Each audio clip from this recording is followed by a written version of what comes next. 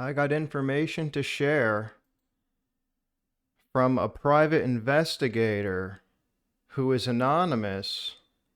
This private eye is investigating the suspicious death of Robert J. Gilbert. I won't show their email to protect their privacy, but I will show the information on screen in a moment for the audience to see. And I want to thank this anonymous private investigator for their time and work. I know the students and fans who love Dr. Gilbert and want to know what happened will appreciate it. As the mainstream media isn't covering this story, and it has been basically swept aside and forgotten. But not here. Dr. Robert Gilbert actually introduced me to Rudolf Steiner and the work of Rudolf Steiner, and that's how I ended up becoming a Rosicrucian, which is just a German word or German term for Rose Christian. So I'm also a student of Dr. Robert Gilbert's myself. But let me pull this information up on the screen for everyone to see. Just give me a moment here. And so the private investigator reports that they encountered a number of major red flags in Robert Gilbert's death and estate. And you can see the information on screen there. Number one, no cause of death disclosed. Now, this is the obvious one that we've all been talking about.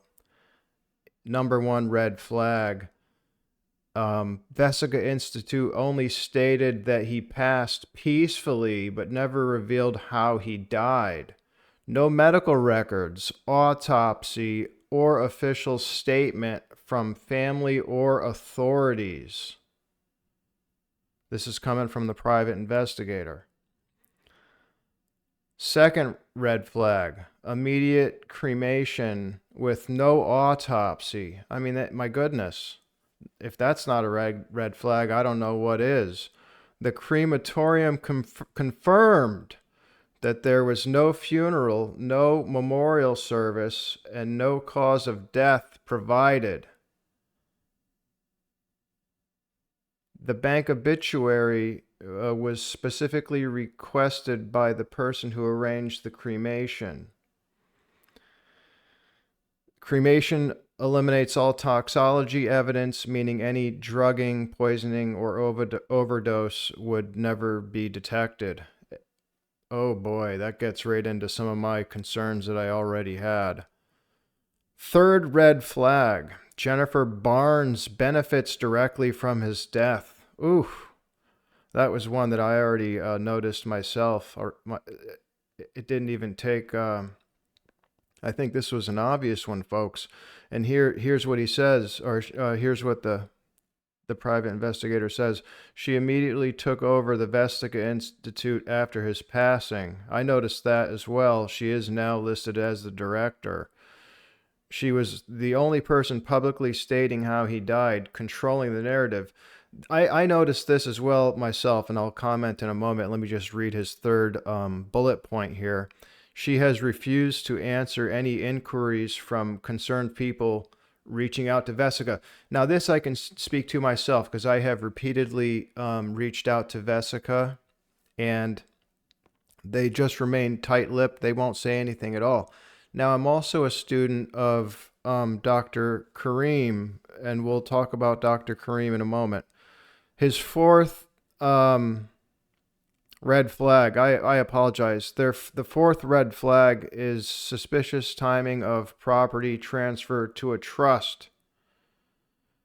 On June 28th, 2024, Robert Gilbert transferred his $2 million Las Vegas home into a trust in his own name.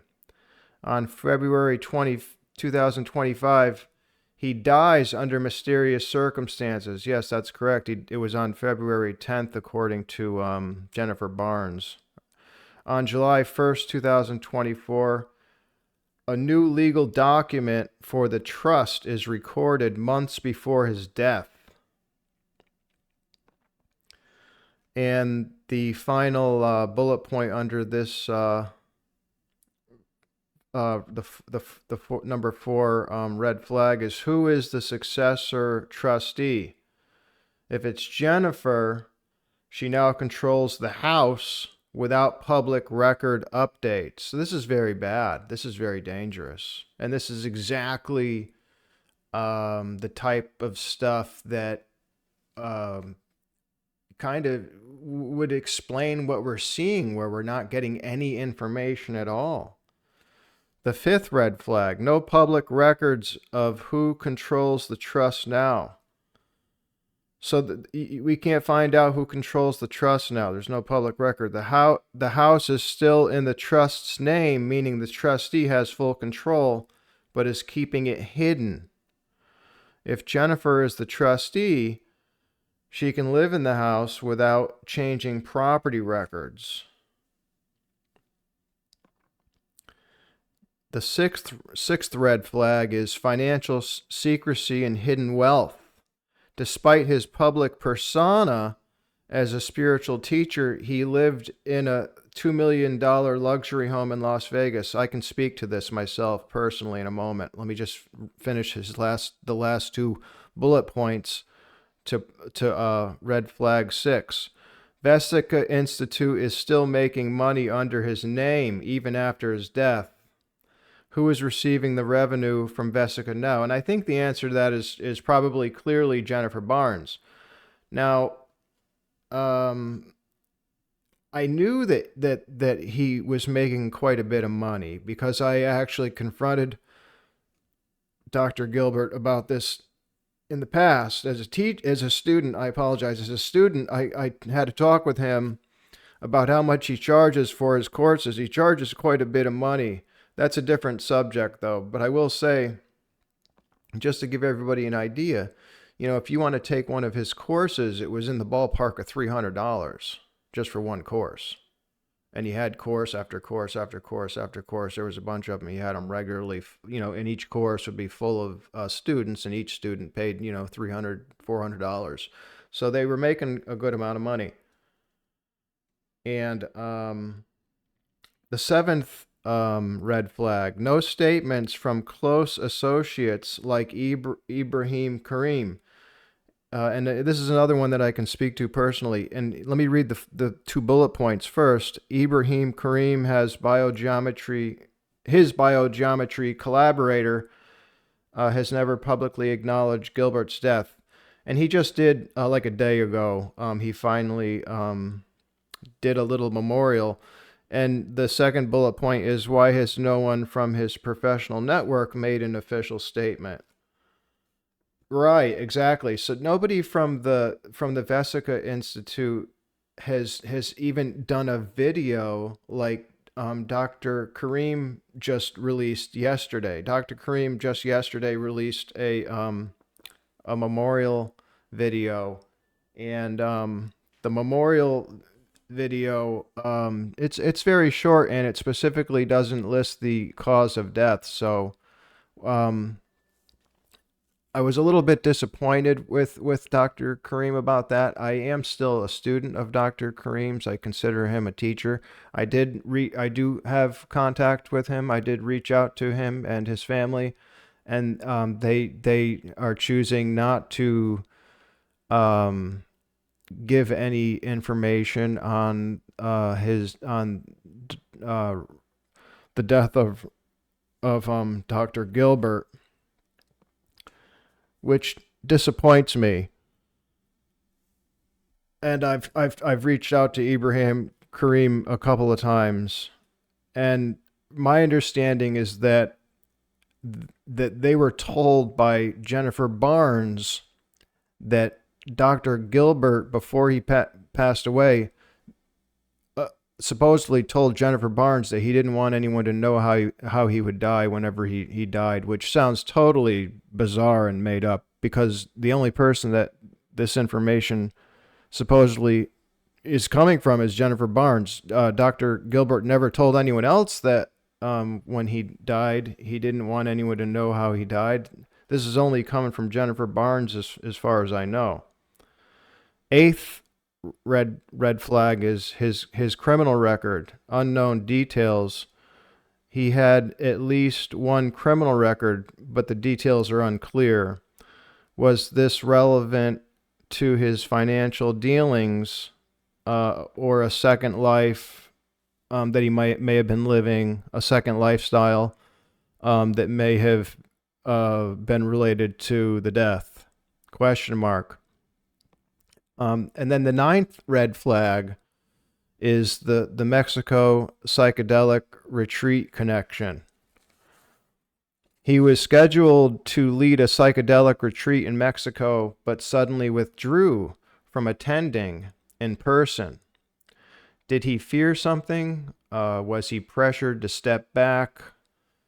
Did his work with psychedelics or high-level consciousness research put him in danger? And this is what I was getting into in my previous video that I released about the suspicious death of Dr. Gilbert. And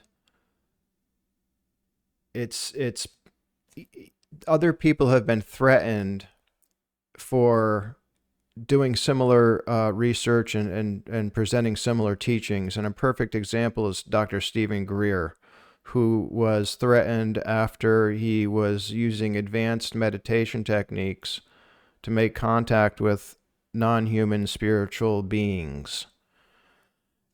Furthermore, Dr. Greer says that attempts were made on his life. So he wasn't just threatened. He says that attempts were made on his life as well from people within the military deep state industrial complex. The 10th red flag is possible staged overdose or poisoning. And again, that rings home with suspicions that I had, and it would actually explain a lot. Bullet point 1, if Jennifer was living with him, she had direct access to his food, medicine, and supplements. Bullet point 2, if she gave him a fatal overdose, for example, sleeping pills, psychedelics, or poison, his sudden death would appear natural. And the third bullet point is the quick cremation ensured no toxology report could ever prove it. So this is all very suspicious, and it actually points directly to Jennifer Barnes. Actually, all of this points to her. Now, let's just dive into this a little bit as a possible theory, but we'll do that after. Well, yeah. Let me just dive into that real quick. So let's say, we'll go back to Stephen Greer as the example. Stephen Greer said that he was approached by people in intelligence and basically told to stop doing what you're doing. And so let's just say, for example, that Jennifer Barnes worked in one of these organizations, intelligence or something like that. One of the ones that is involved in the military-industrial complex, or the threatening and stuff like that, like Dr. Stephen Greer was talking about. She's involved in that sort of thing, and she gets involved in his life. And now that's very dangerous, and it could actually explain a lot. So I just wonder if that's a possibility. And the private investigator says that all of this suggests that Jennifer Barnes had both the motive, financial and business control, and opportunity, close personal relationship, and direct access. His death was handled with secrecy, and his estate was quietly secured in a trust before his passing. The lack of transparency, missing records, and financial gains by those close to him raise serious questions. And the next steps for investigation are we're going to check the Clark County tax records to find out who's paying property taxes. Confirm the successor trustee. Who controls the trust now? Find out where Vesica's revenue is going. Who profits from his legacy? And I'm pretty sure that the answers to most of these are going to be Jennifer Barnes. Look for hidden, because we already know that some of the answer to some of these we already know is Jennifer Barnes. Look for hidden business or financial records. Was he moving money secretly? And the bottom line, this doesn't add up. Looks like an orchestrated financial takeover disguised as a natural death, but secrecy around his estate, the cremation, the Jennifer Barnes immediate rise to power, makes it all highly suspicious. I have to agree with that. And